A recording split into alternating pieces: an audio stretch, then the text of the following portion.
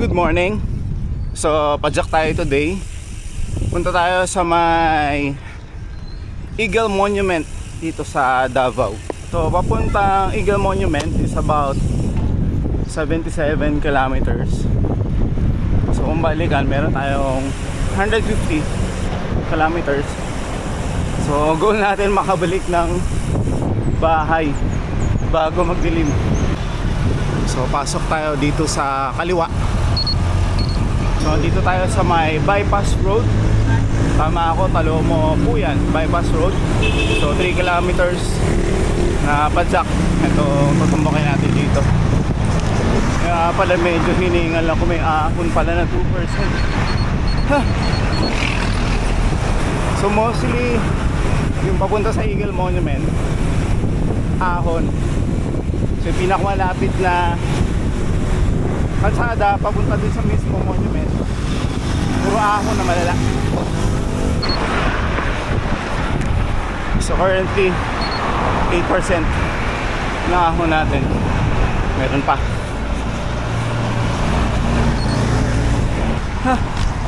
Ito ulit yung ahon na malala na gagawin natin after nung kabera natin. Ganyan na lang ulit. Tagal na nun, January pa. Okay, pasok tayo sa kanan, Davao, Bukidnon Road.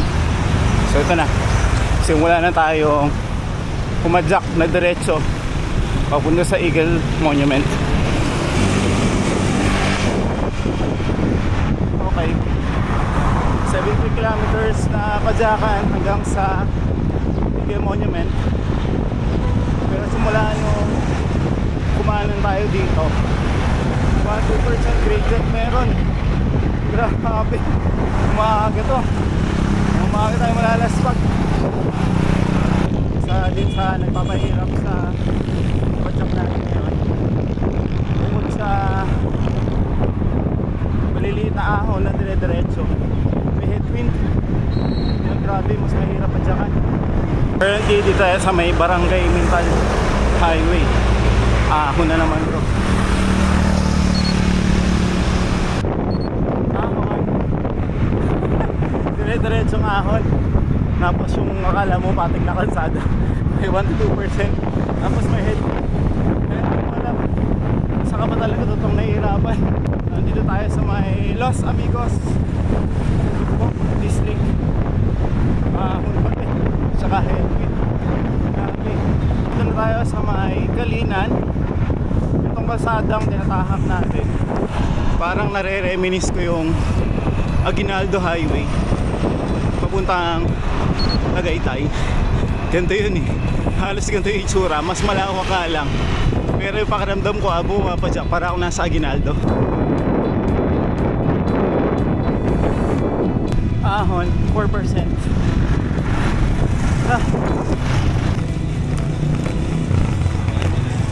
Haba, 3-4% gradient. Meron pa sa unahan, no? Dito ako sa may bandang gravel park. Isang lane lang kasi yung open, kasi ginagawa yung gitna. Eh, syempre mabagal tayo. Diretso yung ahon. Solid. Solid tong ruta na to.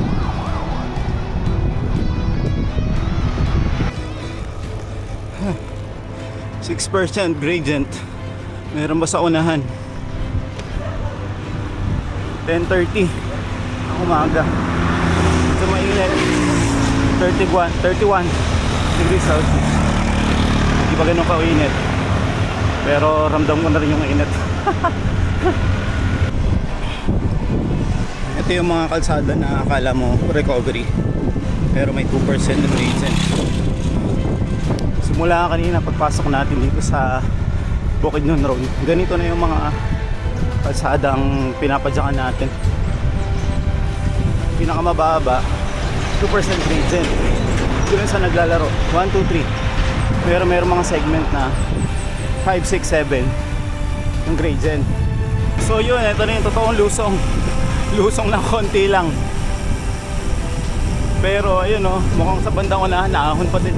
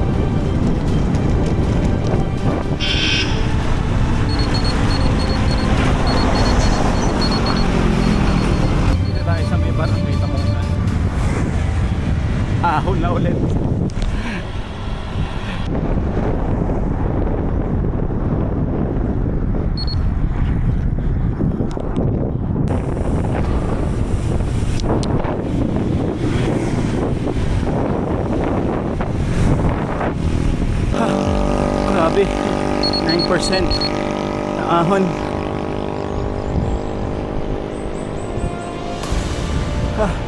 Ang haba. Mas meron pa.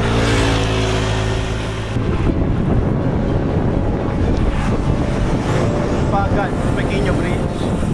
So halfway na tayo papunta sa Eagle Monument. Mahaba-haba pa. 2 oras pa. Ahon.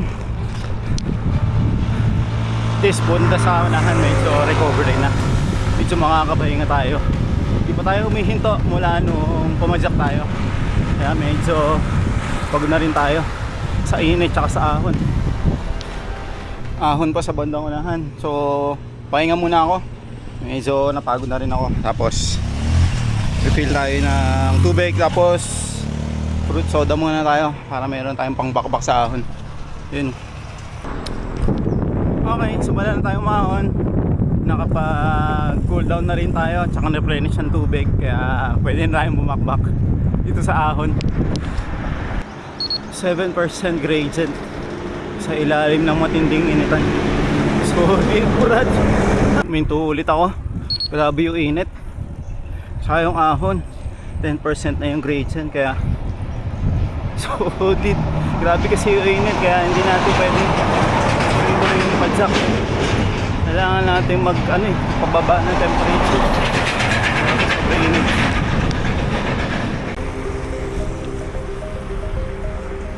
Meron pa tayong 34 kilometers hanggang dun sa Eagle Monument. So approximately 2 hours pa yung papadyakan natin. Grabe. Solid. Solid init. Tapos naglalaro yung gradient 6 to 9%. Kaya average speed natin 8 lang. Pero ayan yung view natin habang pumapadyak. Solid, ganda. Recover ulit tayo. Grabe init. Tapos yung ahon natin average 7 to 9%. Kaya grabe init. Tapos di pa tayo kumakain. Baka sa next na makikita kong tindahan, kain muna ako para may pambuga tayo. Grabe init. Okay, moving na tayo. So sana dito sa bandang unahan hindi muna to ahon para medyo makarecover tayo ng maayos-ayos. Grabe talaga yung init. Saka nakakaramdam na rin naman ako ng gutom. Kaya kain muna tayo pag may tindahan. Grabe, matarik to. Matarik to mamaya pag uwi natin. Tubig. Tapos nagbuhos lang ako sa ulo. Grabe init kasi. So at least kahit paano naka-refresh tayo ng konti. Eh nabuwasan yung init sa katawan. Kaya pwede na tayo lumarga ulit. Wala pa akong nakikitang kainan. Kaya diretso padyak muna tayo. May 28 kilometers pa tayong papadyakan hanggang dun sa Eagle Monument. Konti na lang. Konting tiis na lang.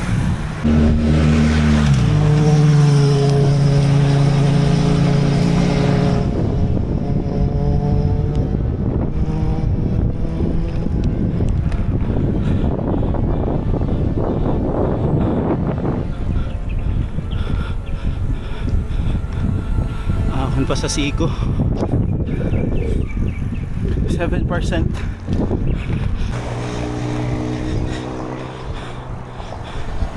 5-6%. So may nakita akong tindahan sa likod. Hindi na ako minto. Lusong na kasi dito sa unahan eh. Sayang yung momentum. Kasi alam ko may kainan naman dun sa tapat ng Monument Eagle. So baka dun na lang tayo kumain. Tsaka pahinga na maayos.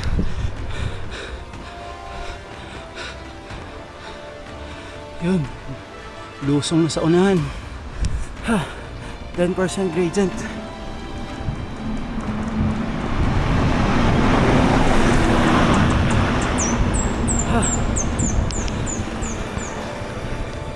Yun, bumaba na 5%. 6% na. Solid. Yun, totoong lusong. Ha, grabe.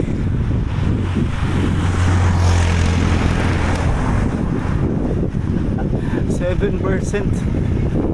Akala ko lusong na kanina. Umahon ba tayo ng 4%? Grabe. Pinaramdam lang pala yung konting ginhawa. Pero ahon sa unahan, no?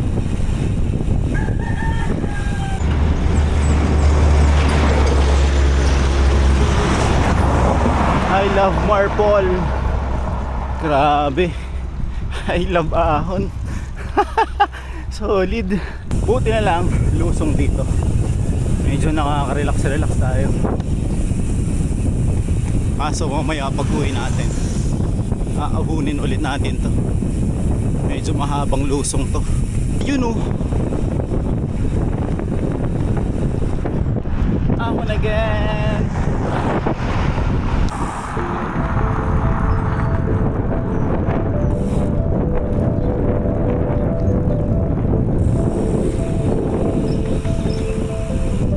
Yun yung view natin dito sa gilid. Kaya lang hindi natin masyado mapakita kasi maraming nakaharang ng mga halaman. Grabe, puro ahon.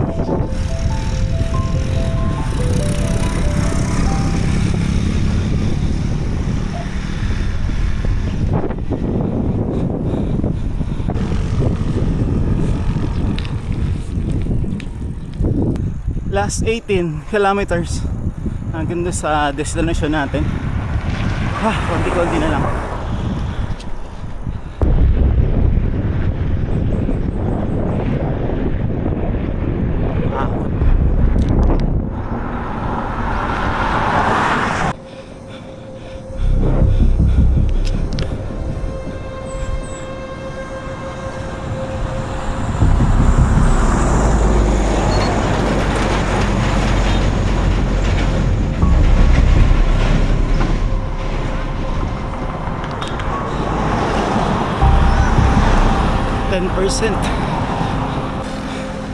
Punta ako dito sa kabilang side. So magre-recover muna ako. Grabe, init. Pero konti na lang. Pero ganda ng view. Pero pahinga muna tayo. Ahon pa yan sigurado. Ganda na itong kalsada na to. Pagitnaan ng dalawang mini bundok. So malamang bundok din to dati na tinapyas lang para magkaroon ng daan sa gitna. Pero ahon pa rin to. Sorry.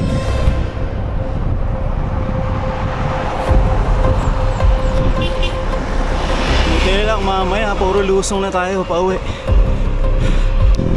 Napahinto ako. Ando pa yung kalsada nga ahunin natin, oh. Ando sa dulo. Grabe, ang tarik nun.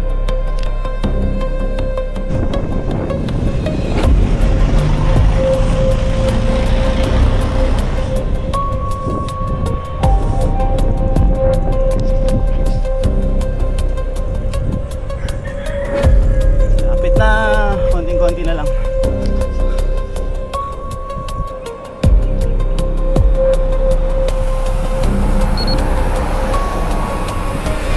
Pinakuwara yung bundok ko, sayang.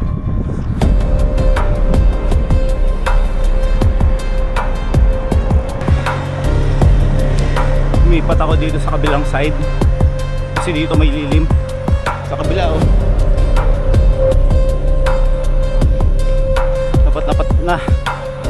Tapat yung araw doon, kaya lipat ako dito. So meron pa tayong 14 kilometers hanggang umabot tayo dun sa destination natin. Grabe, sobrang init. Ha! Tapos puro ahon pa din. At least mamaya pa uwi, lusong lahat.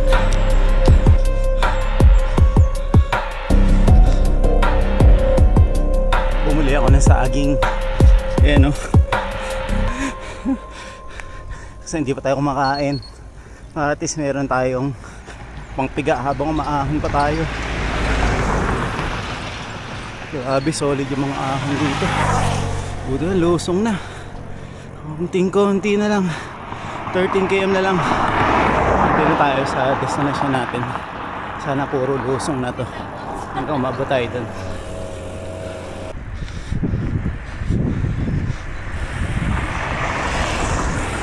Problema ko, palobot na rin pala tong action cam ko. Wala akong dalang spare battery. Sana umabot hanggang dun sa destination natin.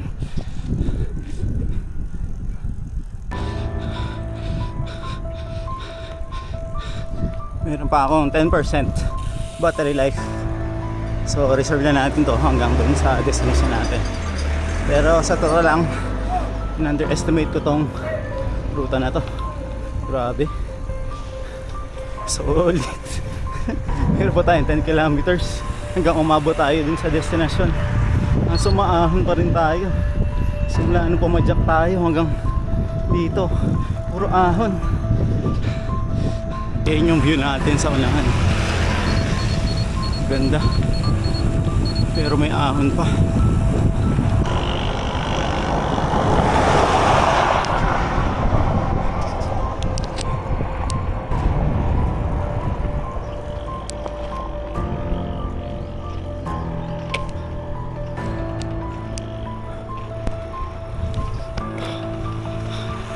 Seven kilometers pa. Tahimik dito. Pag may dumaan na sasakyan tsaka yung hininga ko, yun yung naririnig ko.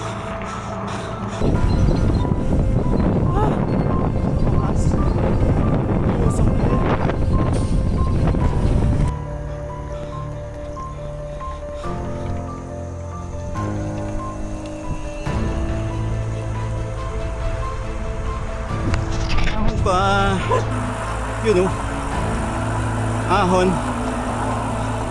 Ahon na naman. So mayroon pa tayong 4 kilometers mapadyakan. Titipid ako ng lakas. Pagod na ako.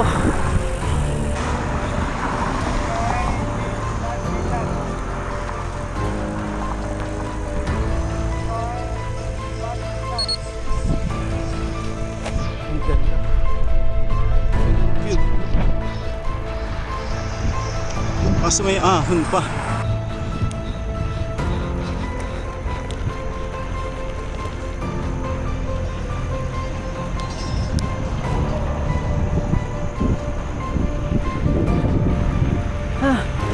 Grabe, pagod na ako. Plus 2 kilometers. Ayun na yung agila.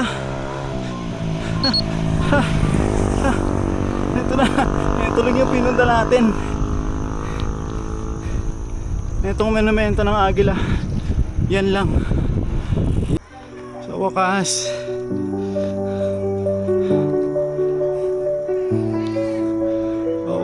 narating din kita. Ang tagal kitang inahon.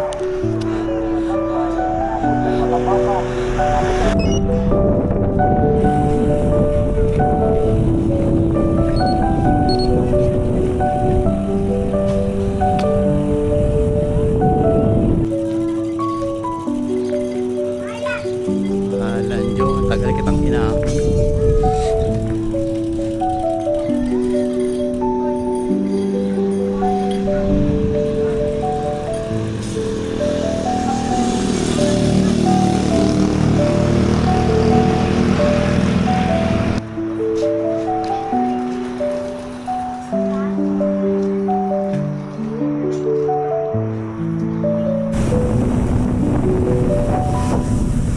Okay, 1 kilometer na lang, nasa stop pass tayo. Konting-konti na lang, makakapahinga na. So yun, so 300 meters nasa stop house na tayo. So fast forward lang to since hindi na natin inon yung camera natin kasi palobot na rin. So yun, so na-underestimate natin itong ruta na to. Hindi ko na-expect na ganun kahirap pala yung magiging ahon. Na-expect ko kasi yun din sa pinakadulo lang. Pero overall, good ride. Solid yung ride natin. As in solid yung ride.